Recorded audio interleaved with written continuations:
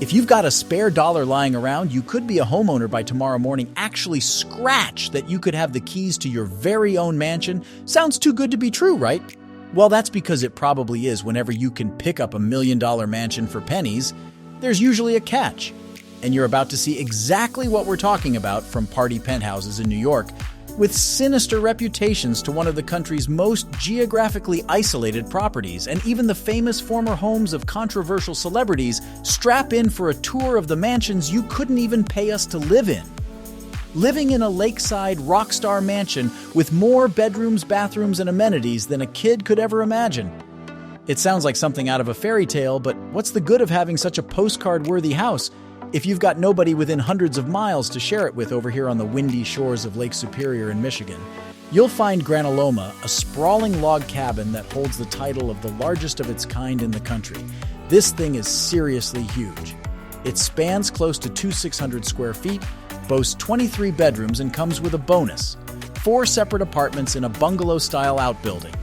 There's a private marina, a hot tub fit for a king, and a massive garden area.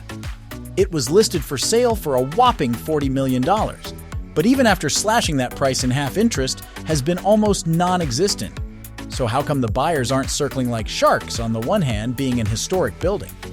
Granuloma's interior is severely outdated with wall-to-wall taxidermy. It would take millions to redo all the rooms. On the other hand, it's alarmingly remote. The nearest major city, Green Bay, is almost 200 miles south. Oh, and did we mention the bone-chilling winters? Imagine the cost of heating this place year after year. Yeah, no thanks, we'll pass from Michigan. Let's hop down to New Jersey, where the peculiar house at 44 Pleasant Avenue in Montclair sits unwanted, unsold, and unloved. On the outside, it presents as a historical, quaint, and eye-catching home. Would you rather buy 2 Big Macs or an entire house? It's not as stupid a question as you'd assume, because believe it or not, this Montclair house can be all yours for just $10 measly. Of course, there's a little catch. Well, a pretty big catch, actually. The and on which it sits has been commissioned for the site of 8 more houses to be built. So what does that mean exactly? If you want to buy this 100-year-old house, you have to physically move it.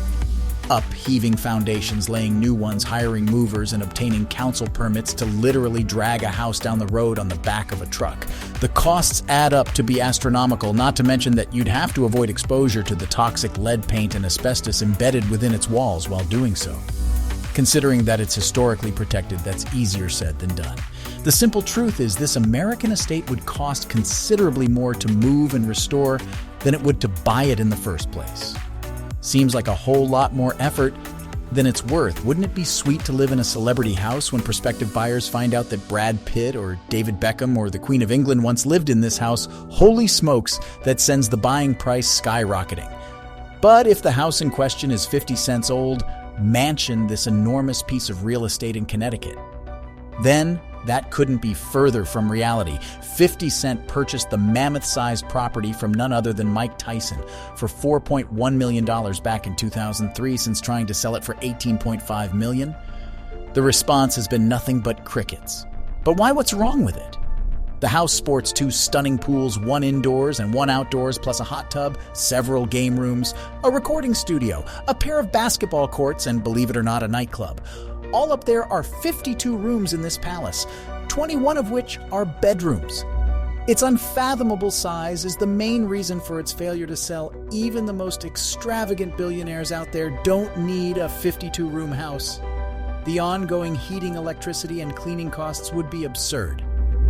The rapper continually slashed the selling price, eventually dropping it by as much as 84% to a lowly $2.9 million.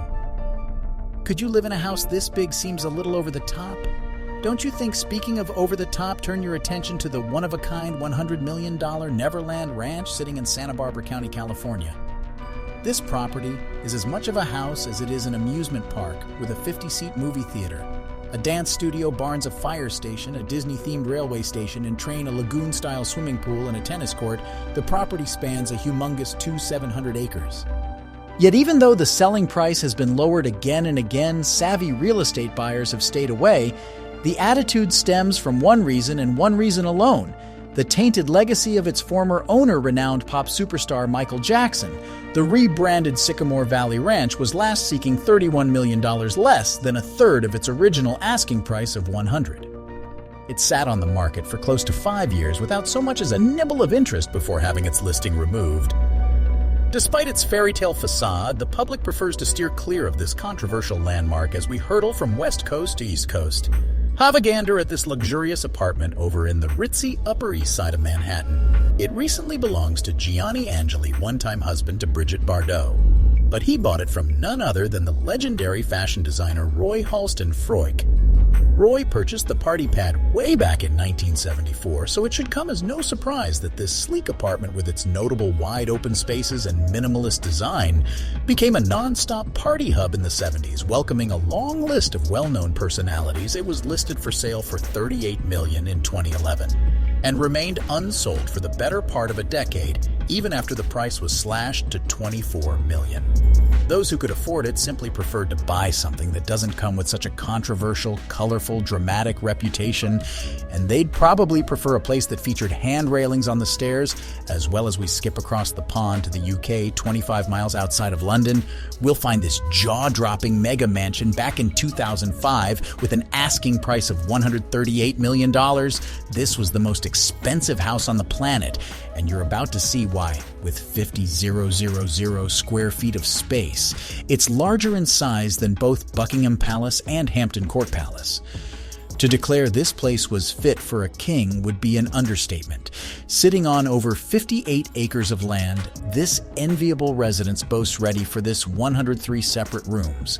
Imagine playing hide and seek in this place. That number includes 24 bedrooms, each paired with its own beautiful marble-lined ensuite bathroom, plus a squash court, home theater, wine cellar, sauna, gym, equestrian field, soccer pitch, bowling alley, tennis court, and a dedicated panic room.